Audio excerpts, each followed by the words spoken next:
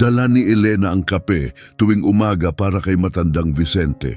Halos hindi niya kayang bayaran ng renta. Palaging huli siya sa trabaho at iniisip ng lahat na nawawala na siya sa katinuan.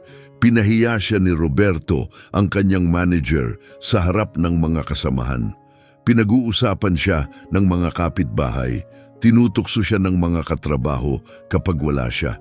Pero hindi siya tumigil hanggang sa biglang nawala si matandang Vicente at may 3 abogado na nakasuot ng formal ang kumatok sa kanyang pintuan. Tumunog ang alarm bandang 5:30. Dumilat si Elena sa kanyang maliit na silid. May bitak sa pader at ang lumang bentilador ay mabagal ang ikot sa itaas. Bumangon siya nang hindi masyadong iniisip. Ganito na palagi ang kanyang nakagawian. Gumising, magtrabaho, matulog, ulit-ulitin. Naglakad siya papunta sa kusina. Maingay ang refrigerator pero gumagana pa rin. Kinuha niya ang murang pulbos na kape, ang telang salaan at ang tubig mula sa takure. Habang niluluto ang kape, tumingin siya sa bintana. Madilim pa sa labas. Kumalat ang amoy ng kape sa kusina. Kinuha niya ang lumang termos, nilagyan ito ng kalahati, kumuha rin siya ng malinis na plastik na tasa at pinuno iyon. Mahigpit niyang isinara, inilagay ang lahat sa kanyang bag. Lumabas siya ng bahay 6:10, walang tao sa daan. Tanging ang tahol ng aso sa malayo at ang truck ng basurero na lumiko sa kanto. Mabilis maglakad si Elena pero hindi siya tumatakbo. Hindi niya estilo ang tumakbo. Pagkalagpas ng 2 kanto, nakita niya ang bangko at naroon si matandang Vicente nakaupo. Palaging sa parehong lugar, palaging suot ang parehong sirang kasuotan. Isang kulay abong jacket kahit mainit ang panahon. Ang kanyang malalaki at gaspang na kamay ay nakapatong sa tuhod. Nakatingin siya sa semento. Huminto si Elena sa harap niya. Hindi niya ito binati. Hindi siya ngumiti. Kinuha lang niya ang tasa mula sa bag at iniabot sa kanya. Itinaas ni Vicente ang ulo. Tiningnan siya. Tinanggap ang tasa gamit ang 2 kamay. Maingat na parang tumatanggap ng isang bagay na mahalaga. Nakatayo lang si Elena, hindi kumikilos, pinagmamasdan lang siya. Itinaas ni Vicente ang tasa sa kanyang labi. Uminom siya, pumikit sandali. Naramdaman ni Elena ang bigat sa kanyang dibdib. Sa paraan ng kanyang paghawak, sa paraan ng kanyang pagpikit, sa paraan ng kanyang paghinga matapos ang unang lagok. Katulad ng kanyang ama. Nang bata pa siya, maaga ring gumigising ang kanyang ama. Umiinom ng kape nang hindi nagsasalita. Hinahawakan ang tasa gamit ang 2 kamay. Parehong-pareho at pumipikit sa unang lagok. Parang nagpapasalamat sa sandaling iyon. 12 taong gulang siya nang mamatay ang kanyang ama. Naubos ni Vicente ang kape, ibinigay niya pabalik ang tasa. Hindi siya nagpasalamat, hindi niya iyon kailanman ginagawa, pero tumingin siya sa mga mata ni Elena at sapat na iyon. Isinilid ni Elena ang tasa at nagpatuloy sa paglalakad. 3 kanto pa. Lumiko siya sa kaliwa. Dumating siya sa tindahan, isang maliit na tindahan ng damit. Walang espesyal. Isang lugar kung saan bumibili ng pantalon sa trabaho ang mga karaniwang tao. Mga murang kamiseta, mga ganung bagay. Sa imbakan nagtatrabaho si Elena. Inaayos niya ang mga damit. Inilalagay sa tamang pwesto ang mga ito. Nagbubuhat ng mga kahon. Pumasok siya sa likod na pinto. 6:45, 15 minutong late. Nasa cashier ang kanyang katrabaho, si Lucia. Tinaas nito ang kilay nang pumasok si Elena. Na naman? Mahinang tanong nito. Hindi sumagot si Elena. Dumiretso siya sa imbakan, pero sumunod si Lucia. Elena, seryoso, araw-araw ka nang late ngayon. 15 minuto lang naman. Napansin ni Roberto. Tumigil si Elena sa pag-aayos ng mga kahon. May sinabi ba siya? Hindi pa, pero magsasalita yan. Naka-cross arms si Lucia. Makinig ka, ayoko sanang makialam, pero may mga nagkukwento.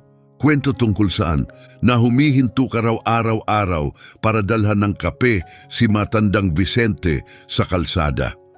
Naramdaman ni Elena ang pag-init ng kanyang pisngi. Ano ngayon? Ano raw? Halos hindi mo nga mapakain ang sarili mo. Alam ng lahat na nahihirapan ka, tapos magdadala ka pa ng kape sa iba? Kape lang naman yon. Oras yon, at dito ang oras ay pera, lalo na para kay Roberto. Umiling si Lucia at umalis. Nanatiling nakatayo si Elena. Malalim ang paghinga. Pagkatapos ay ipinagpatuloy ang pag-aayos ng mga kahon. Mabagal ang takbo ng araw. Sa tanghali, kinain niya ang tinapay na dinala niya mula sa bahay. Wala siyang pera para bumili sa karinderya malapit. Kinain niya ito mag-isa sa imbakan, nakaupo sa luma at sirang kahon. Bandang 3:00, nagreklamo ang isang customer na may sira ang kamiseta. Kailangan ni Elena palitan yon. Sumigaw ang babae, sinabing hindi katanggap-tanggap. Nagsorry si Elena. Palagi siyang nagsusorry. 5:00 tapos na ang oras niya sa trabaho. Kinuha niya ang bag, hinugasan ng plastik na tasa sa maliit na lababo sa likod. Isinilid muli sa bag, lumabas sa harapang pinto. At doon, hinarap siya ni Roberto. Isa siyang malaking lalaki, may malalapad na balikat, nakaayos palagi ang buhok gamit ang pomada, palaging naka-long sleeves, palaging seryoso. Palaging parang sawang-sawa na sa lahat. Elena, huminto siya. Opo, sir. Kailangan kitang makausap bukas ng umaga. Maaga ka, 7:30 sa opisina ko. Bumilis ang tibok ng kanyang puso. May nangyari ba? Hindi siya agad sumagot. Tinitigan lang siya. Isang tingin na hindi na kailangan ng salita. Mag-uusap tayo bukas ng umaga. Tumalikod siya at muling pumasok sa tindahan. Nanatiling nakatayo si Elena sa bangketa. Tama si Lucia, napansin siya nito.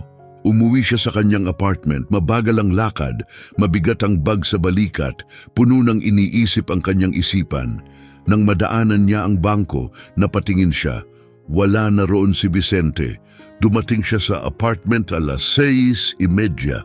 Umakyat sa umuugong na hagdan. Binuksan ang pinto, ibinagsak ang bag sa sahig, umupo sa gilid ng kutsyon, tumingin sa sahig sa harapan niya. Kinaumagahan kailangan niyang magpaliwanag, pero paano mo ipaliliwanag ang isang bagay na ni ikaw ay hindi mo lubos na nauunawaan? Paano mo ipaliliwanag na ang lalaking iyon sa bangko ay nagpaparamdam na parang naroon pa rin ang iyong ama? Na ang 5 minutong iyon araw-araw ay ang tanging 5 minuto kung kailan nararamdaman mong konektado ka sa isang bagay na higit pa sa pagbabayad ng bayarin, pag-aayos ng damit at paghingi ng tawad. Hindi niya alam kung paano ipapaliwanag at hindi siya mauunawaan ni Roberto. Kinabukasan ng madaling araw, nagising si Elena na may kaba sa tiyan. Ang usapan nila ni Roberto ay naka-schedule ng 7:30. Kailangan niyang dumating ng mas maaga pero kailangan din niyang dumaan sa bangko. Bumangon siya ng 5:00, naghanda ng kape, nilagyan ng termos, inihanda ang tasa. Umalis siya ng 5:45. Mas madilim ang kalsada kaysa karaniwan. Mahina ang ilaw ng mga poste, mabilis siyang naglakad. Tumatama ang bag sa kanyang tagiliran sa bawat hakbang. Pagliko niya, sa maliit na plaza, nakita niya si Donna Beatriz na nagwawalis ng bangketa. Si Donna Beatriz ay nakatira sa katabing gusali. Laging maaga kung gumising, laging alam ang lahat ng nangyayari. Tumigil ito sa pagwawalis nang makita si Elena. "Kape na naman!" Nagkunwaring walang narinig si Elena at nagpatuloy sa lakad. Pero itinaas ni Donna Beatriz ang boses. "Iha, halos wala ka ng pera para sa sarili mo. Pinutulan ka na ng kuryente, tapos magdadala ka pa ng kape sa iba." Huminto si Elena, dahan-dahang lumingon. "Magandang araw po, Donna Beatriz." "Magandang araw daw. Sayang lang yan." "Kape lang naman." Gumagastos ka pa rin at oras din yan. Pwede kang magtrabaho ng maayos kaysa huminto para tumulong sa iba. Hinawakan ni Elena ang strap ng kanyang bag. Kape lang naman. Ano yon, kabutihan? Napangiwi si Donna Beatriz. Akala mo ba magpapasalamat yung taong yan? Yung mga ganyan sa kalsada, hindi na nagbabago. Wala kang mapapala sa pag-aastang banal. Uminit ang pisngi ni Elena pero hindi siya sumagot. Tumalikod siya at nagpatuloy sa paglakad. Pagkalagpas ng 2 kanto, narating niya ang bangko. Naroon si matandang Vicente, tahimik, hindi gumagalaw, nakatingin sa semento. Kinuha ni Elena ang tasa mula sa bag. Iniabot ito, tumingala si Vicente. Tinanggap ang tasa, uminom ng dahan-dahan. Nakatayo lang si Elena, pinagmamasdan siya ang paraan ng pagkakahawak, ang paraan ng paghinga. Sa isang sandali, halos nakalimutan niya ang usapan nila ni Roberto. Halos. Naubos ni Vicente ang kape, ibinigay ang tasa, tumingin sa kanya, isinilid ni Elena ang tasa at mabilis na umalis. Dumating siya sa tindahan ng alas 7:20. Pumasok sa likod na pinto, madilim pa sa imbakan. Binuksan niya ang ilaw, inilapag ang bag sa sulok. Huminga siya ng malalim. Alas 7:28. Kumatok siya sa pintuan ng opisina ni Roberto. Tuloy! Binuksan niya ang pinto. Nakaupo si Roberto sa harap ng mesa, abala sa computer. Hindi siya agad tiningnan. Pinatayo muna siya, naghihintay. Matapos ang 10 segundo, saka lamang siya tumingin. Maupo ka. Umupo si Elena sa plastik na upuan sa harap ng mesa. Nakafold ang mga braso ni Roberto habang nakasandal sa silya. Alam mo ba kung bakit kita pinatawag? Hindi po, sir. Bahagyang ngumiti si Roberto. Hindi? Katahimikan. Palagi kang late. Alam ko po, patawad po. Hindi nababayaran ng sorry ang mga bayarin, Elena. Alam mo ba kung ilang beses kang nahuli ngayong buwan? Umiling siya. 7! Pinukpok niya ang mesa gamit ang daliri. At alam mo ba kung ano ang pinag-uusapan ng lahat? Napalunok si Elena na tumitigil ka araw-araw para dalhan ng kape si matandang Vicente sa kalsada. Hindi naman siya. Tinaas ni Roberto ang kilay. Hindi ano ba talaga siya? Walang maisagot si Elena. Nakaupo lang siya ron. At sa tingin mo, obligasyon mo na yon? Tumingin siya sa sahig. Hindi po, pero ano? Yumuko si Roberto. Dito ka nagtatrabaho. May oras kang kailangang sundin at pipiliin mong huminto para sa kabutihan? Hindi po yon kabutihan. Ano yon? Katahimikan, huminga ng malalim si Roberto. Tingnan mo, Elena, hindi pa kita tinatanggal ngayon, pero kailangan mong mamili. Either dumarating ka sa oras o humanap ka ng ibang trabaho. Ganon lang kasimple. Ipinagpatuloy niya ang pagtatype sa kanyang computer. Maaari ka nang umalis. Tumayo si Elena, lumabas ng opisina. Maingat niyang isinara ang pinto. Nasa cashier si Lucia, nag-aayos ng mga damit. Nang makita si Elena, binaba nito ang boses. O ano na? Anong nangyari? Sabi niya, tigilan ko na ang pagiging late. Yun lang? Sa ngayon, umiling si Lucia. Sabi ko na sa'yo. Hindi sumagot si Elena. Dumiretso siya sa imbakan. Mabagal ang takbo ng araw. Sa tanghali lumabas siya para kumain. Bumili siya ng tinapay sa panaderya. Umupo siya sa bangko sa plaza. Yung parehong bangko kung saan palaging nakaupo si matandang Vicente tuwing umaga. Tinitigan niya ang semento sa mismong pwesto kung saan ito palaging nakaupo. At napaisip siya, nararamdaman rin kaya niya ang ganitong mga tanong. May nagtatanong rin kaya sa kanya kung bakit siya tumatanggap ng kape? O baka wala lang talagang may pakialam? Nang bumalik siya sa trabaho, nadaanan siya ni Roberto sa pasilyo. Wala itong sinabi, tiningnan lang siya. Isang tingin na nagsasabing, binabantayan kita. Alas 5 natapos ang trabaho, kinuha ni Elena ang kanyang bag. Hinugasan ang tasa sa lababo, isinilid ito. Lumabas siya sa likod na pinto at muntik nang mabangga si Lucia. Elena, sandali lang. Huminto siya. Tumingin si Lucia sa paligid na parang may iniiwasang makakita. Tingnan mo, ayokong makialam pero pinag-uusapan ni Roberto na tatanggalin ka. Parang nagyelong puso ni Elena. Sinabi niya yon? Hindi sa mismong salita, pero naghahanap siya ng dahilan.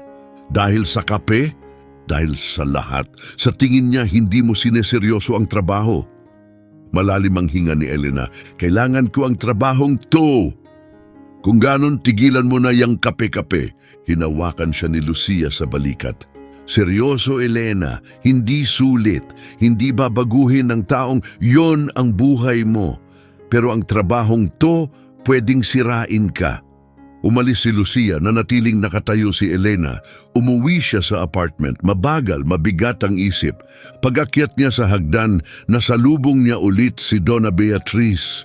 Nasa pintuan ito, naninigarilyo. Hoy ha, tumigil ka na ba sa kalokohan mo? Walang sinagot si Elena, pumasok sa kanyang apartment. Isinara ang pinto, umupo sa gilid ng kama, tiningnan ang termos sa kanyang bag. Kinabukasan, kailangan niyang mamili, dumating sa oras o tumigil sa bangko. At sa unang pagkakataon, hindi niya alam ang dapat gawin. Hindi maganda ang tulog ni Elena ng gabing iyon. Nakatitig lang siya sa kisame, nag-iisip, nagkukwenta. Kapag itinigil niya ang pagdadala ng kape, makakarating siya sa oras. Titigil si Roberto sa pangungulit, babalik sa normal ang lahat. Pero kapag pinikit niya ang mga mata, naiisip niya si matandang Vicente. Nakahimpil, mag-isa, naghihintay. 5:00 ng madaling araw bumangon siya, naghanda ng kape. Inihanda ang tasa. Umalis. Pagdating niya sa bangko, naroon si matandang Vicente. Gaya ng dati, iniabot niya ang tasa, tinanggap ito. Uminom siya, tiningnan ni Elena ang kanyang relo. 6:20. Kung aalis siya ngayon, aabot siya sa tindahan ng 6:50. 10 minutong late, pero umiinom pa si Vicente.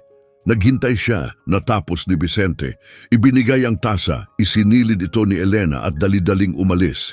Dumating siya sa tindahan ng 7:05. 15 minutong late, pumasok siya sa likod na pinto. Nandoon si Lucia, nag-aayos ng mga kahon. Nang makita siya, umiling ito. Hindi ka talaga sumusuko, ano? Hindi sumagot si Elena. Dumiretso siya sa imbakan. Pagkalipas ng 10 minuto, dumating si Roberto. Hindi siya pumasok. Nakatayo lang sa may pintuan. Nakapamewang. Elena, tumigil siya sa pag-aayos. Opo sir, anong oras ka dumating? 7:05. At anong oras ka dapat dumating? Katahimikan, sagutin mo ako. 6:30, ngumiti si Roberto. Hindi masayang ngiti, ngiting masakit sa loob. Naiintindihan mo ba ang sinabi ko kahapon? Naiintindihan ko. At late ka pa rin dumating. Napalunok si Elena. Pasensya na po ako. Hulaan ko! Pumasok si Roberto sa imbakan. Huminto ka para dala ng kape ang kaibigan mong yon, tama ba? Nasa malapit si Lucia. Narinig ang lahat. Yumuko siya at nagpatuloy sa trabaho. Hindi ko po siya kaibigan. Ano siya? Walang maisagot si Elena. Lumapit pa si Roberto. Alam mo ba ang problema mo, Elena? Akala mo espesyal ka, na naiiba ka, na mas magaling ka kaysa sa lahat dito. Hindi ko iniisip yon. Iniisip mo. Itinuro niya si Elena. Iniisip mong dahil tumitigil ka araw-araw para gumawa ng kabutihan, mabuting tao ka na. Pero alam mo ba kung ano ka talaga?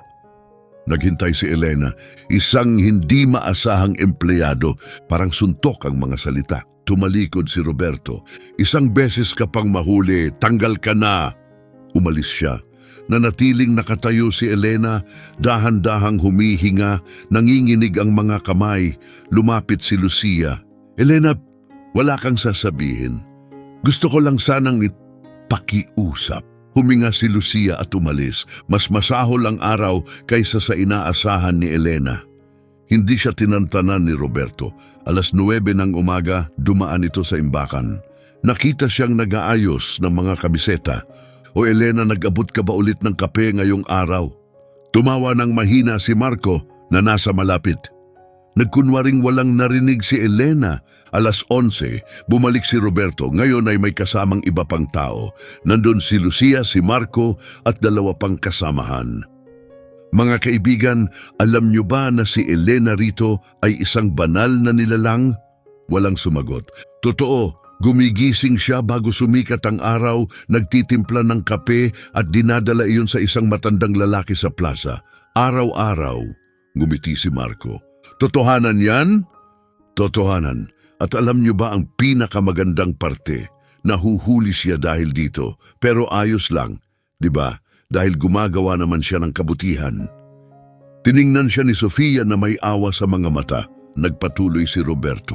Iniisip ko lang, saan niya kaya natutunan to? Sa bahay nila? Tumingin si Elena, nanikip ang dibdib niya. Anong sinabi mo? Nagkunwaring nagulat si Roberto. Ano? Di ba ikaw ang nagsabi na naaalala mo ang tatay mo sa lalaking yon? Hindi niya sinabi yon kanino man. Kay Roberto lang, sa opisina, ng lihim na. Ngayon alam na ng lahat, hindi ko yun sinabi para ikwento mo. Ikwento? Nagbanggit lang ako. O problema na rin ba yun ngayon? Naramdaman ni Elena ang pagkirot ng mata, pero hindi siya iiyak, hindi sa harap niya. Pwede na po ba akong magpatuloy sa trabaho? Itaas ni Roberto ang balikat. Siyempre, basta siguraduhin mong hindi ka mahuhuli bukas. Kung hindi, kailangan nang humanap ng ibang banal na tao ang kaibigan mo. Umalis siya. Tahimik ang lahat. Nagpatuloy si Elena sa pag-aayos ng mga kamiseta. Nanginginig pa rin ang mga kamay niya. Lumapit si Sofia. Baliw yun. Hindi sumagot si Elena. Totoo! Huwag mo na siyang pansinin. Hindi ko siya pinapansin. Hindi yan totoo. Nanginginig ka. Huminto si Elena. Gusto ko lang magtrabaho. Hinawakan ni Sofia ang braso niya. Tingnan mo, hindi ko alam ang buong nangyayari. Pero, sulit ba talaga? Tumingin si Elena. Anong sulit? Yang kape-kape, nagpapasakit ka ng ulo para diyan, ni hindi ka nakakilala ng lalaki, di ba? Hindi naman niya kailangan akong kilalanin. Para saan ba talaga? Bakit mo to ginagawa? Huminga ng malalim si Elena kasi kailangan niya. Pero may kailangan ka rin. Kailangan mo ang trabahong to. Walang sagot si Elena. Huminga si Sofia. Sige, pero huwag mong sabihing hindi kita pinayuhan. Umalis siya. Nagpatuloy si Elena sa pag-aayos. Isang kamiseta, isa pa ulit. Pinipilit huwag mag-isip, pero hindi niya mapigilan. Sa tanghali, lumabas siya para kumain. Bumili siya ng tinapay. Umupo siya sa bangko sa plaza. Wala si matandang Vicente. Tuwing umaga lang siya naroon, pero umupo pa rin siya. Tinitigan ng semento. Doon mismo sa lugar na inuupuan nito. At inisip niya ang lahat ng narinig niya, si Donna Beatriz, si Marco, si Lucia, si Sofia, si Roberto. Lahat may opinyon. Pero walang nakakaintindi. Pagbalik niya, nasa cashier si Roberto. Pagdating ng alas 5, tapos na ang trabaho, tiningnan niya ang termos sa kanyang bag. Kinabukasan, kailangan na niyang mamili sa huling pagkakataon. At sa unang pagkakataon napaisip siya, sulit ba talaga ito? Nagising si Elena ng alas 5 kinabukasan. Nanatili siyang nakahiga, nakatitig sa kisame. Ngayon balak niyang dumating sa oras. Walang tigil, walang kape, wala. Bumangon siya na pumunta sa kusina. Tinitigan ang lalagyan ng kape. Tumigil siya roon, hindi gumalaw. Nakahawak sa takip, 5 minutong lumipas. Binuksan niya ang lalagyan, nagtimpla ng kape. Inihanda ang tasa, umalis. Pagdating niya sa bangko, naroon si matandang Vicente. Huminto si Elena sa harap niya, iniabot ang tasa. Tumingala ito, tinanggap, uminom. Nanatili siya roon, nakatingin. Sa huling pagkakataon, marahil. Natapos si Vicente, ibinigay ang tasa, tiningnan siya. Wala siyang sinabi, pero parang alam niya. Isinilid ni Elena ang tasa at nagmadaling umalis. Dumating siya sa tindahan ng alas 7:10. 20 minutong late, pumasok siya sa likod na pinto. Walang tao sa imbakan. Wala pang dumarating. Inilapag niya ang bag. Nagsimula siyang magtrabaho. Alas 7:30, dumating si Lucia. Nang makita niya si Elena, huminto siya. Late ka na naman? Hindi sumagot si Elena. Elena, alam ko. Balak ni Roberto na, alam ko. Umiling si Lucia at umalis. Alas 8 ng umaga dumating si Roberto. Hindi man lang niya agad tiningnan si Elena. Dumiretso siya sa opisina. Binuksan ang computer, uminom ng kape, nagpatuloy si Elena sa trabaho. Parang bawat minuto ay isang oras. 9:00, lumabas si Roberto ng opisina. Naglakad siya papunta sa imbakan, huminto sa may pintuan. Elena, sa opisina ko, ngayon! Binitiwan niya ang kahong hawak at sumunod. Pumasok siya sa opisina, isinara ni Roberto ang pinto sa likod niya. Umupo ka. Umupo siya. Nanatiling nakatayo si Roberto, nakapamewang. Tinitingnan siya mula sa itaas. Anong oras ka dumating ngayon? 7:10. At ilang beses nakitang binalaan, katahimikan. Ilang beses, Elena? Maraming beses? Tama, sumandal siya sa mesa. Binigyan kita ng pagkakataon at binalaan kita, ipinaliwanag ko at ipinagpatuloy mo pa rin. Hindi ko sinasadya. Hindi mahalaga ang intensyon mo. Hinampas niya ang mesa. Hindi mo iginagalang ang lugar na ito. Hindi mo iginagalang ang oras ko. Wala kang iginagalang. Pinisil ni Elena ang kanyang mga kamay sa kandungan. Kaya kong magbago. Hindi mo kaya. Dahil ayaw mo, mas gusto mong gumanap bilang mabuting tao sa kalsada. Binuksan niya ang isang drawer. Kumuha ng sobre. Ito, mga papeles ng pagtanggal mo. Parang gumuho ang mundo ni Elena. Roberto, pakiusap. Walang pakiusap, tapos na. Kailangan ko ang trabahong ito. Kailangan mo noon. Iniabot niya ang sobre. Ngayon, hindi na. Hindi tinanggap ni Elena ang sobre. Tinitigan lang siya. Hindi mo pwedeng gawin ito. Oo, pwede at ginagawa ko. Dahil sa kape, ngumiti si Roberto. Hindi masayang ngiti, mapait na ngiti. Hindi, Elena, dahil sa kawalan mo ng dedikasyon, dahil sa yabang mo, dahil sa paniniwala mong mas mataas ka kaysa sa lahat dito. Hindi ko kailanman inisip yon. Inisip mo, sa tuwing nahuhuli ka, sinasabi mo, mas mahalaga ang kape ko kaysa sa tindahang ito. Umiling si Elena. Hindi yon ang ibig sabihin. Yun ang ibig sabihin. At ngayon may oras ka na para magdala ng kape kanino man ang gusto mo. Inihagis niya ang sobre sa mesa. Kunin mo ang mga gamit mo. Ito ang huli mong araw. Hindi gumalaw si Elena. Elena, umalis ka sa opisina ko. Tumayo siya. Tinanggap ang sobre, umalis siya. Pagbalik niya sa imbakan, naroon si Lucia. Nang makita siya, agad niyang naintindihan. Tinatanggal ka niya. Tumango si Elena. Elena, sobrang sorry. Wag! Pero binalaan kita, sinubukan ko. Alam ko, kinuha ni Elena ang bag. Hindi mo kasalanan, lumapit si Lucia. Kung gusto mo, pwede kong kausapin siya, baka kung mangako ka na. Hindi, umiling si Elena. Tapos na! Lumabas siya sa likod na pinto. Pagdating niya sa kalsada, naramdaman niya ang init ng araw sa mukha. Ingay ng mga sasakyan, amoy ng pagkain mula sa maliit na kainan. Lahat ay normal, pero walang normal. Nawala ang trabaho niya, umuwi siya sa apartment, umakyat sa hagdan, pumasok sa loob. Inihagis ang bag sa sahig, umupo sa gilid ng kama, nanatili roon, hindi gumalaw. Nakatingin sa sahig, magkano pa ang naipon niyang pera para sa renta? 2 buwan, 3, pagkatapos nun, hindi niya alam. Humiga siya sa kamay, pumikit, natulog. Pagkagising niya gabi na'y bumangon siya, pumunta sa kusina, binuksan ang refrigerator, halos wala. Kaunting tinapay, kaunting palaman, tubig. Kinain niya ang tinapay, uminom ng tubig. Bumalik sa kama. Kinabukasan huli na siyang nagising. Wala nang dahilan para gumising ng madaling araw. Nagtimpla siya ng kape, pero hindi na siya naghanda ng ekstrang tasa. Wala na siyang pupuntahan. Ininom niya ang kape mag-isa sa walang laman na kusina, sa mabigat na katahimikan. Pagkatapos ay nagsuot siya ng kung ano-anong damit at umalis. Pumunta siya sa plaza. Nais niyang makita si matandang Vicente. Nais niyang sabihin isang bagay ni hindi niya alam kung ano. Pero gusto lang talaga niyang makita ito. Lumapit siya sa bangko. Walang matanda. Huminto si Elena, tiningnan ang paligid. Wala, lumapit pa siya. Umupo sa bangko, dun mismo sa pwesto kung saan ito laging nakaupo. Nanatili siya roon, naghihintay. Lumipas ang 30 minuto, wala. 60 minuto, wala pa rin. Hindi nagpakita si matandang Vicente. Naramdaman ni Elena ang paninikip ng dibdib. Tumayo siya, naglakad paikot sa plaza, tiningnan ang mga kalapit na kalsada. Nagtanong siya sa isang nagtitinda ng inumin kung nakita ba nito ang lalaking dati naroon. Yung matandang nakaabong jacket? Tanong ng nagtitinda. Oo, hindi ko alam, ilang araw ko na siyang di nakikita. Bumalik si Elena sa bangko. Muli siyang umupo. Naghintay pa ng kaunti pero hindi ito dumating. Umuwi siya sa apartment nang nagsimula ng lumubog ang araw.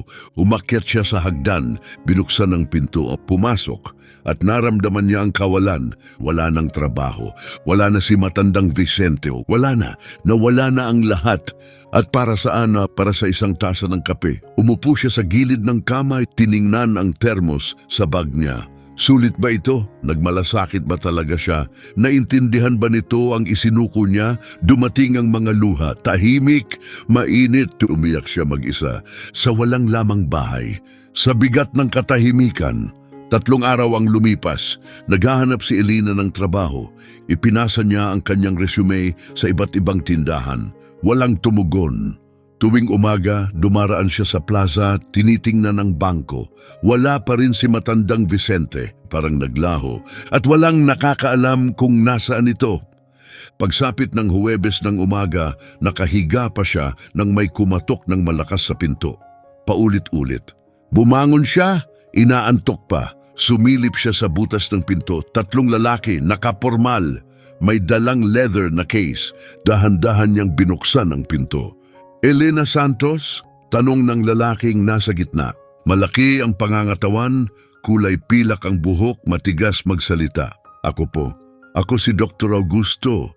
Ito ang mga kasama kong sina Dr. Felipe at Dr. Carolina. Kami ay mga abogado. Naramdaman ni Elena ang mabilis na tibok ng puso. Mga abogado? Wala naman po akong ginawang masama. Hindi po, ma'am. Wala po kaming ibinibintang. Binuksan niya ang kanyang kaso. Ipinapatawag po kayo ni Ginoong Vicente sa isang pagpupulong. Saan? Sa isang pagpupulong. May kinalaman ito kay Ginoong Vicente Moreira. Napakurap si Elena. Si Vicente? Oo. Kilala niyo siya. Ako? Oo. Pero hindi ko alam kung nasaan siya. Ilang araw na siyang nawawala. Alam namin kung nasaan siya. Isinara ng abogado ang kaso at siya mismo ang nag-request na sunduin namin kayo. Wala siyang maintindihan, siya mismo ang humiling. Para saan? Malilinawan po ang lahat sa pagpupulong. Pwede po ba kayong sumama ngayon? Nag-alinlangan siya. Paano kung ayaw ko? Ngumiti ng bahagya ang abogado. Talagang gusto po kayong makita ni Ginoong Vicente. Sinabi niyang mahalaga ito. Tiningnan ni Elena ang 3. Tapos tumingin siya pabalik sa loob ng bahay. Wala rin naman siyang ibang gagawin. Sige, sasama ako. Magaling, nasa ibaba ang sasakyan namin. Kinuha niya ang kanyang bag, isinara ang pinto, bumaba siyang kasama nila. Isang itim na sasakyan ang nakaparada sa harap ng gusali. Sumakay siya sa likod, umalis ang sasakyan. Tumingin si Elena sa bintana, pilit inuunawa. Vicente, mga abogado, pagpupulong, ano bang nangyayari? 20 minutong biyahe. Tahimik si Elena sa likod, tahimik din ang mga abogado. Tumingin siya sa bintana. May mga pamilyar siyang kalsadang nadaanan, papunta sila sa downtown. Huminto ang sasakyan sa harap ng isang mataas na gusali. Salaming-salamin, paikot ang pintuan. Nandito na tayo, sabi ni Dr. Augusto. Pumasok sila sa gusali, malawak ang lobby. Bato ang sahig, may chandelier na salamin sa kisame. Tiningnan ni Elena ang suot niya. Gusot na pantalon, simpleng blouse, sirang sapatos. Hindi siya bagay sa lugar na ito. Sumakay sila sa elevator. Pindot ni Dr. Augusto, 15 palapag. Pagbukas ng pinto, dumaan sila sa mahabang pasilyo. Huminto sila sa huling pinto. Kumatok si Dr. Augusto ng 2 beses. Tuloy! Sabi ng boses mula sa loob. Pumasok si Elena, isa itong conference room, malapad na mesa na yari sa kahoy. Mga upo ang balat, malaking bintana na tanaw ang lungsod at naroon ang ilang mga tao. Isang lalaking nasa 50 taong gulang ang nakaupo sa dulo ng mesa. Mamahaling kasuotan, kumikinang na relo. Katabi niya, isang mas batang babae. Nakapusod ang buhok, makapalang makeup, nakatingin sa kanyang cellphone. Sa kabilang dako, isa pang lalaki, mas matanda, malaki ang tiyan, pinapawisan. At sa isang sulok, nakasandal sa mesa, si Roberto. Napahinto si Elena, tinitigan niya siya, hindi ngumiti, hindi siya kinilala, basta lang siyang tumitig. Maupo ka, pakiusap, sabi ni Dr. Augusto. Umupo si Elena, nanlalamig ang kanyang mga palad sa pawis. Anong ginagawa ni Roberto doon? Yumuko ang lalaking nasa 50. Dr. Augusto, bakit nandito ang batang babaeng ito? Ito po si Binibining Elena Santos. Narito siya sa kahilingan ni Ginoong Vicente. Itinaas ng batang babae ang tingin mula sa kanyang cellphone. Hiniling ng Tiyoko na isama mo ang isang estranghera dito? Pinunasan ng mas matandang lalaki ang kanyang noo gamit ang panyo. Nasaan si Vicente? Paparating na siya. Nagtiklop ng braso si Roberto. Kalokohan ito. Binuksan ni Dr. Augusto ang isang folder. Habang hinihintay natin siya, ipakikilala ko muna kayo sa isa't isa. Ito si Ginong Henrique Morera, pamangkin ni Ginong Vicente. Tumango si Henrique, malamig. Ito si Ginang Amanda Morera, apo sa tuhod. Ni hindi tumingin si Amanda. Ito si Ginoong Carlos Morera, pinsan. Tumango si Carlos, halatang kinakabahan. At ito naman si Ginoong Roberto Ferreira, pamangkin sa pamamagitan ng kasal. Napakurap si Elena, pamangkin pala ni Vicente si Roberto. Pinalo ni Henrique ang mesa. Sino ba ang babaeng yan at anong ginagawa niya rito? Naramdaman ni Elena ang pag-init ng kanyang pisngi. Sinipat siya ni Amanda mula ulo hanggang paa. Mukha siyang masyadong ordinaryo para mapabilang dito. Yumuko si Carlos. Wala itong saysay. Kami ang pamilya rito. Kagustuhan yan ni Ginoong Vicente, sabi ni Dr. Augusto. Napangisi si Henrique. Simula kailan ba siya may gusto ng kahit ano? Halos hindi nga siya nakikipag-usap sa amin. Tiningnan siya ni Roberto. Nakikipag-usap siya kapag kailangan niya ng pera. Bumukas ang pinto at pumasok si matandang Vicente. Parang tumigil ang tibok ng puso ni Elena. Iba na ang anyo niya. Nakaayos na damit. Payak pero malinis. Ayos ang buhok. Maayos ang bigote at balbas. Pero pareho pa rin ang kanyang mga mata. Tiningnan niya ang buong silid. Dumaan ang tingin sa mga kamag-anak kay Roberto at tumigil kay Elena. Sandali siyang tila ngumiti. Pagkatapos ay umupo sa kabilang dulo ng mesa. Si Henrique ang unang nagsalita. Tio Vicente, nakakatuwang makita kayo. Walang tugon si Vicente. Pinilit ni Amanda ang isang ngiti. Ayos lang ba kayo? Wala pa ring tugon. Binuksan ni Dr. Augusto ang isa pang folder. Simulan na natin. 3 beses akong kinuntak ni Ginong Vicente kamakailan. Gusto niyang baguhin ang kanyang testamento. Umayos nang upo si Amanda. Testamento? Oo. May bahay siyang lubos ng bayad at may nakalaang ipon. Lumaki ang mata ni Carlos. Tiningnan ni Enrique ang kanyang tiyo. Tiyo, hindi ko alam na meron pala kayong lahat ng yan. Hindi mo tinanong, sagot ni Vicente. Sa wakas ay nagsalita si Roberto. May pera ka pala sa buong panahong ito, bakit ka nasa lansangan? Tinitigan siya ni Vicente malalim. Nasa lansangan ako dahil gusto ko ng kapayapaan para na akong ginawang bangko ng pamilya. Lalapit, kukuha, mawawala. Kaya ako na mismo ang nawala.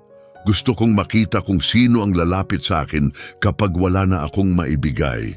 Napangiting hilaw si Enrique. Tiyo, wala namang saysay, yan. Meron.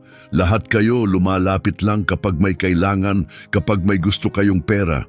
Pero nung nasa lansangan ako, wala ni isa sa inyo ang tumigil. Bubukas sana ng bibig si Amanda.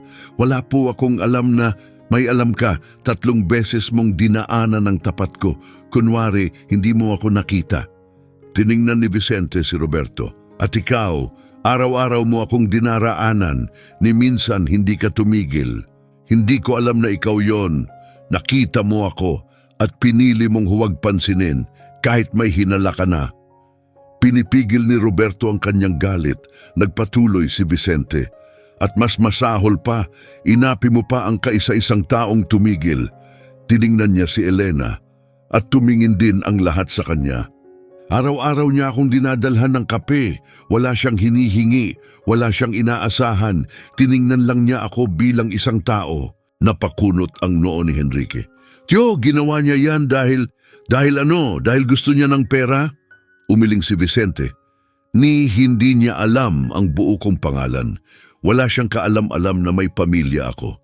At kahit ganon, tumigil pa rin siya. Tiningnan niya si Roberto. At ikaw, pinagtawanan mo siya. Tinawag mong tanga. Minamaliit mo siya dahil ginawa niya ang hindi mo nagawa, ang ituring akong tao. Pumalakpak sa mesa si Dr. Augusto. Ginoong Vicente, maaari na ba tayong magpatuloy? Tumango si Vicente. Binuksan ni Dr. Augusto ang testamento. Napagpasyahan ni Ginoong Vicente na ipamana ang lahat ng kanyang ari-arian. Yumuko si Henrique. Pinigil ni Amanda ang kanyang paghinga. Pumikit si Roberto. Tinapos ni Dr. Augusto kay binibining Elena Santos. Katahimikan, walang gumalaw, walang huminga. Tiningnan ni Elena ang abogado. Sigurado siyang mali ang dinig niya. Ano po? Mahina niyang sabi. Inulit ni Dr. Augusto. Napagpasyahan ni Ginoong Vicente na ipamana ang lahat sa iyo. Tumayo si Henrique. Ito'y isang iskandalo. Pumalakpak si Amanda sa mesa. Hindi niya pwedeng gawin to. Wala siyang kaugnayan sa atin. Pinunasan ni Carlos ang kanyang pawis, halatang kinakabahan. Tiyo, pag-isipan niyo ito, siya ay nagdala lang naman ng kape sa inyo ilang beses. Hindi sapat yan para... Dahilan, sinalubong ni Vicente ang usapan. Tahimik ang tono niya pero matatag. Gusto niyo ng usapan ng dahilan? Tiningnan niya ang bawat isa. Henrique, tinawagan mo ako noong isang taon. Humihingi ng 15,000. Sabi mo, para ayusin ang bahay mo. Binigay ko. Pagkalipas ng 2 linggo, nag-post ka ng litrato sa isang beach. Namula si Henrique. Tiyo, magkaibang bagay yon. Kasinungalingan yon. Humarap si Vicente kay Amanda. At ikaw, humingi ka ng pera para sa universidad. 2 semestre kong binayaran. Iniwan mo rin. Wala kang ibinalik. Bubukas sana ang bibig ni Amanda, pero walang lumabas na salita. Nagpatuloy si Vicente. Carlos, humingi ka ng 10,000, pautang daw. Sabi mo, ibabalik mo sa loob ng 6 na buwan. 2 taon na ang lumipas. Napayuko si Carlos. Tiningnan ni Vicente si Roberto. At ikaw, ilang beses ka nang humingi ng puhunan para sa tindahan mo? 3 beses? 4? Walang tugon si Roberto. Sa bawat pagkakataon tumulong ako. At sa bawat pagkakataon nawala ka. Hanggang sa may kailangan ka na naman. Pinagdiinan ni Roberto ang kanyang mga kamay. Palagi ko naman planong ibalik. Ang pagpaplano ay hindi pagbabalik. Tumayo si Vicente. Lahat kayo lumalapit lang kapag may kailangan. Pero nung nasa bangko ako, marumi, mag-isa, pagod, dumaan lang kayo. Tinangka ni Henrique na magpaliwanag. Tiyo, hindi naman namin alam na kayo yon. Si Roberto, alam niya. Itinuro siya ni Vicente. Araw-araw niya akong nakikita at piniling hindi pansinin. Iniwas ni Roberto ang tingin. Huminga ng malalim si Vicente. Si Elena, wala siyang alam kung sino ako. Wala siyang alam na may pera ako. Wala siyang alam kahit ano. Pero kahit ganun araw-araw, tumigil siya. Tinitigan niya ako sa mata. Tinuring niya akong tao. Tiningnan niya si Elena. Nawala ang trabaho niya dahil sa akin. Nilait siya, kinutya, pero nagpatuloy pa rin siya. Nagtiklop ng braso si Amanda. Hindi pa rin nagbabago ang katotohanang hindi siya parte ng pamilya. Kami ang pamilya mo. Pamilya, Napangiti ng malungkot si Vicente. Pamilya lang kayo kapag may pakinabang. Pumalakpak si Enrique sa mesa. Hindi ito matatapos ng ganito. Tumayo si Dr. Augusto. Pwede niyong subukan pero ayos na ang lahat. Legal ang ginawa. Alam ni Ginoong Vicente ang kanyang ginagawa. Inilapag niya ang mga dokumento sa harap ni Enrique. Lahat ito ay tama. Tiningnan ni Enrique ang mga papeles na may galit. Dapat may butas dito. Dapat. Wala, sagot ni Dr. Augusto. May karapatan si Ginoong Vicente na gawin ang gusto niya sa kanyang mga ari-arian. Tiningnan ni Amanda si Elena. Alam mo na ito, di ba? Kaya ka patuloy na nagdadala ng kape. Nagpapakabait ka lang. Umiling si Elena. Wala po talaga akong alam. Kasinungalingan yan. Hindi po yun kasinungalingan. Pumalakpak sa mesa si Vicente. Ni apelyido ko, hindi niya alam. Hindi siya kailanman nagtanong, wala siyang hiningi, wala siyang inasahan. Tiningnan niya si Elena. Naging mabuti lang siya, walang hinihinging kapalit. Napangiti si Roberto ng mapait. Napakakapakipakinabang naman. Humarap sa kanya si Vicente. Kapaki-pakinabang, tinanggal mo siya sa trabaho dahil sa akin. Naiwan siyang walang trabaho, walang pera. At iniisip mong kapaki-pakinabang yon? Tahimik lang si Roberto, nagpatuloy si Vicente. Pinahiya mo siya sa harap ng lahat. Tinawanan mo siya. Ginawan mo ng biro ang alaala ng kanyang ama. At ngayon gusto mong pag-usapan ng pakinabang. Tumahimik ang buong silid. Ramdam ni Elena ang pag-iyak na papalapit. Pero hindi siya iiyak. Hindi sa harap nila. Sinubukan ni Carlos sa huling pagkakataon. Vicente, pakiusap. Isipin mo ang pamilya. Pwede naman tayong mag-usap. Hatiin natin. Gumawa tayo ng kasunduan. Hindi! Matatag si Vicente. Desidido na ako. Tiningnan niya si Elena. Lahat ay mapupunta sa kanya. Ibinagsak ni Enrique ang mga dokumento sa mesa. Hindi ito magtatagal. Kinuha ni Dr. Augusto ang mga papel. Malaya kayong subukan, pero tama at legal ang lahat. Dinampot ni Amanda ang kanyang bag. Umalis na tayo, kalokohan ito. Lumabas siya, malakas ang pagbukas ng pinto. Sumunod sina Carlos at Enrique. Si Roberto ang huling lumabas. Tiningnan niya si Vicente. Pagkatapos si Elena. Walang sinabi. Basta lang umalis. Naiwan ang silid na walang laman. Tanging sina Elena, Vicente at Dr. Augusto ang natira. Huminga ng malalim si Elena. Ginoong Vicente, hindi ko po alam kung ano ang sasabihin. Tiningnan siya nito. Hindi mo kailangang magsabi ng kahit ano. Pero hindi ko po ito kayang tanggapin. Bakit naman? Dahil wala naman akong ginawang kahanga-hanga. Nagdala lang ako ng kape. Bahagyang ngumiti si Vicente. Hindi lang kape ang dinala mo. Dinala mo ang dangal.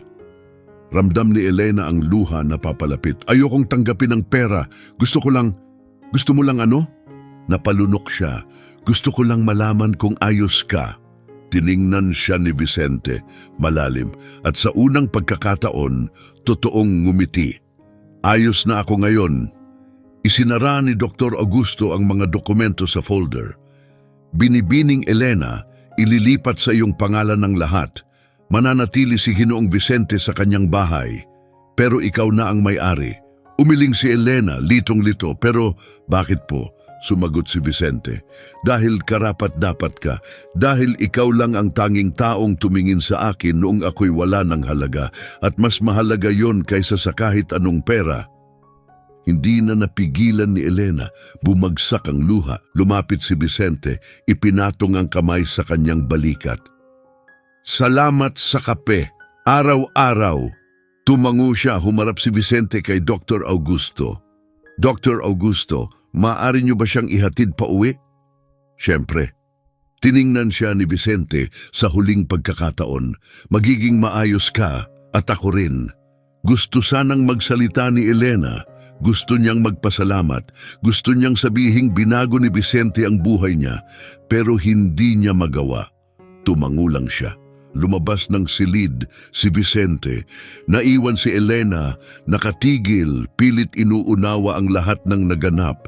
Hinawakan ni Dr. Augusto ang kanyang braso. Tara na! Tumango siya. Bumaba sila sa elevator. Sumakay sa kotse. Inihatid siya ng driver pa uwi. Pagdating sa bahay, pumasok si Elena at naupo sa kama. Tiningnan niya ang bag at ang walang lamang termos. Wala na siyang dadalhan ng kape. Pero sa kung anong paraan, sulit ang lahat. Lumipas ang 3 araw. Nagising si Elena ng alas 5 ng umaga. Hindi na niya ito kailangan. Wala nang trabahong naghihintay. Pero sanay na ang katawan niya. Bumangon siya, pumunta sa kusina, pareho pa rin ang kusina, pareho pa rin ang bahay. Hindi siya lumipat sa bahay ni Vicente, ayaw niya. Hindi iyon ang tama. Nandoon pa rin ang pera, gumamit lang siya ng kaunti para bayaran ang mga naipong bayarin. Ang natira, hindi ginalaw. Kinuha niya ang lalagyan ng kape, pinuno ang takure. Inilagay para painitin. Habang naghihintay, tumingin siya sa bintana. Hindi pa sumisikat ang araw. Nang maluto ang kape, kumalat ang aroma sa kusina. Pinuno niya ang thermos. Kinuha ang plastik na tasa. Pinuno rin iyon. Inilagay ang lahat sa kanyang bag. Umalis siya. Tahimik ang kalsada, walang tao. Gaya ng dati, naglakad siya ng 2 kanto papunta sa plaza. Walang tao sa bangko, wala na si matandang Vicente, hindi na niya kailangang naroon. Pero nagpatuloy si Elena, umupo siya sa bangko, kinuha ang tasa mula sa bag, dahan-dahang uminom ng kape, mag-isa. Nanatili siya ron ng 10 minuto, pinagmasdan ang langit, naisip ang kanyang ama, si Vicente, ang lahat ng nangyari. Nang matapos siya, ibinalik niya ang tasa at tumayo. Paalis na siya nang may narinig siyang boses mula sa likod. Paumanhin, lumingon siya, isang babae, mga 40 taong gulang. Payak ang damit. May malalalim na itim sa ilalim ng mga mata. Pasensya na kung nakakaabala, sabi ng babae.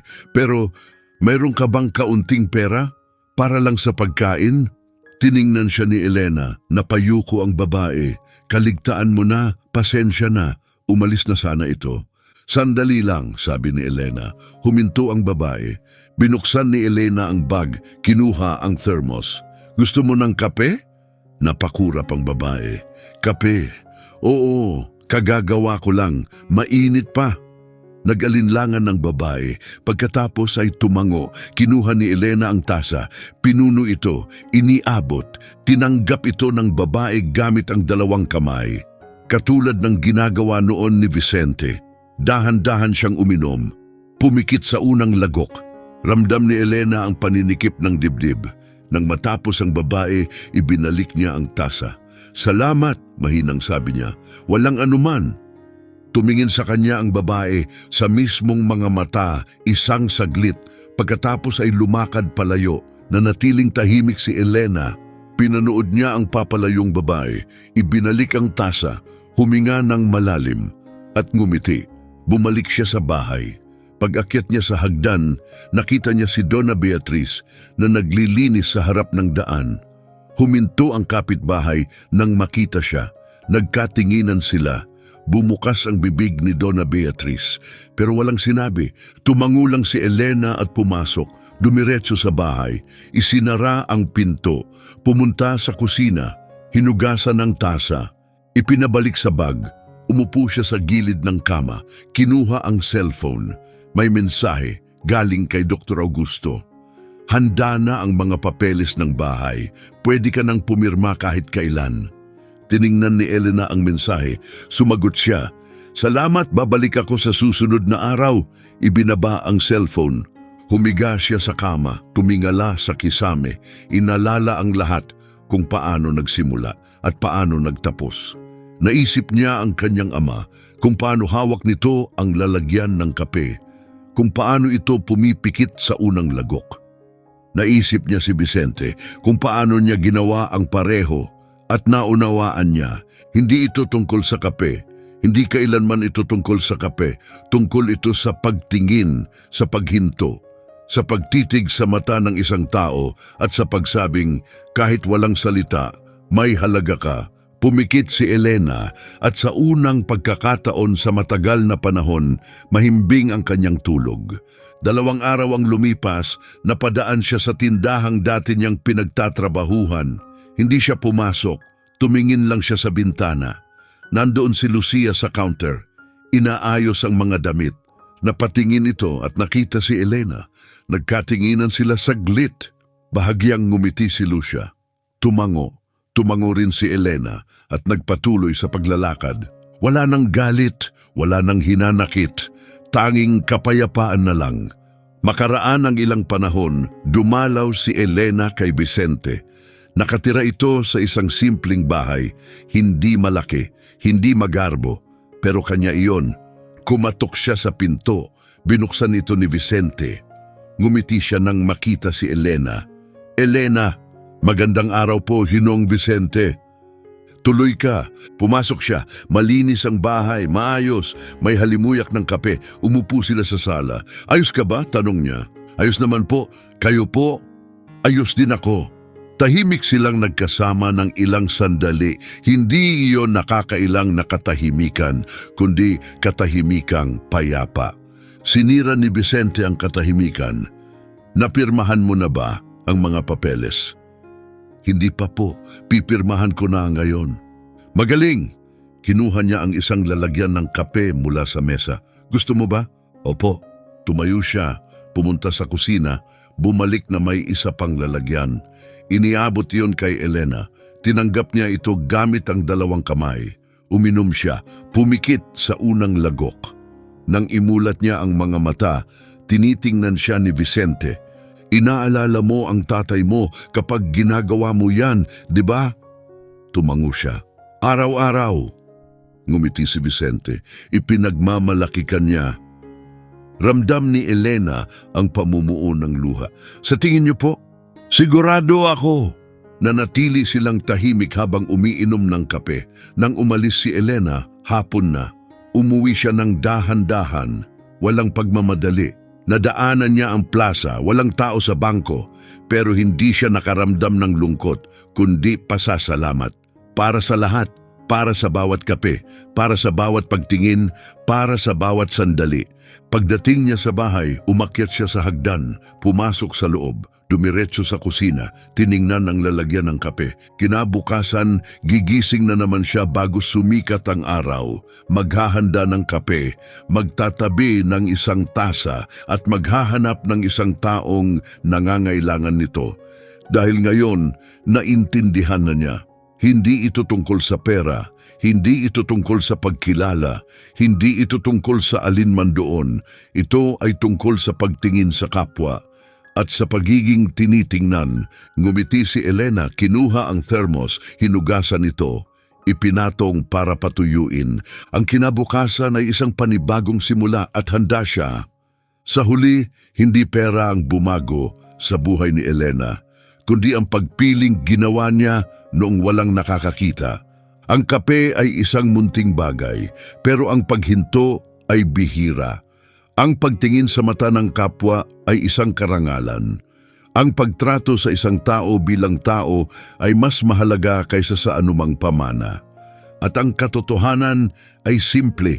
Ang mga taong lumalapit lang kapag may kailangan sila ay walang tunay na pangunawa kung ano ang ibig sabihin ng malasakit.